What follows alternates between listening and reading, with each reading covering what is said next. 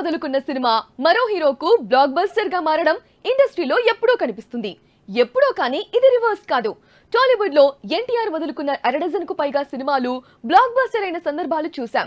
But first time NTR ఈ project వదులుకొని మంచి పని చేశాడు అనిపించుకుంది గుంటూరు కారం. ఎస్, ఈ కథ ముందుగా చేయాల్సింది ఎన్టీఆరే. అతను నో చెప్పడంతోనే మహేష్ వరకు వెళ్ళింది. త్రివిక్రమ్ శ్రీనివాస్ తో సినిమా చేయొద్దు అని ఎన్టీఆర్ కు కొన్నేళ్ల క్రితం చాలా మంది సలహా ఇచ్చారు. అతను వినలేదు. ఎవరేం చెప్పినా నేను చేస్తాను అంటూ అరవింద సమేత మూవీ చేశాడు. అది కొందరికి కనెక్ట్ కాలేదు, కానీ కమర్షియల్ గా మంచి విజయమే సాధించింది.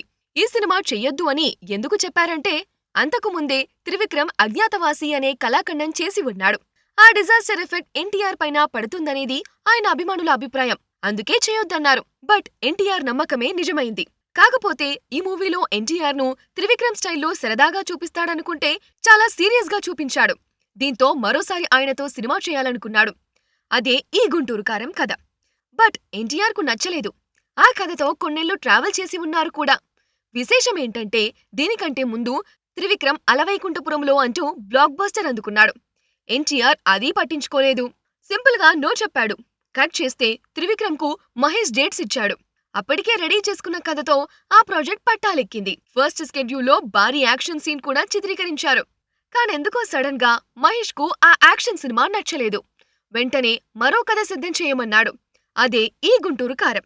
ఎన్టీఆర్ నో చెప్పిన కథనే చిన్న చిన్న మార్పులు చేసి మహేష్ ను మెప్పించాడు త్రివిక్రమ్. బట్ వీరి నమ్మకం నిజం కాలేదు. కమర్షియల్ గా కొంతవరకు వర్కౌట్ అయ్యే అవకాశాలున్నా గుంటూరు కారం కథనంగా మాత్రం ఎవరికీ నచ్చలేదు. పండగ టైం, భారీగా పెంచిన టికెట్ ధరల కారణంగానే కాస్త డబ్బులు వస్తాయనేది నిజం. మొత్తంగా ఎవరైనా రాజమౌళితో సినిమా చేస్తే ఆ తర్వాత ఫ్లాపులు చూస్తారు అనేది పెద్ద సెంటిమెంట్. ఆ సెంటిమెంట్ ను రాజమౌళితో సినిమా చేయడానికి ముందు కూడా ఫ్లాప్ చూస్తారు అంటూ రీడిఫైన్ చేశాడు మహేష్ బాబు. ఈ మొత్తం ఎపిసోడ్ లో ఈ గుంటూరు కారంను జాగ్రత్తగా తప్పించుకున్న హీరో ఎన్టీఆర్ అన్నమాట.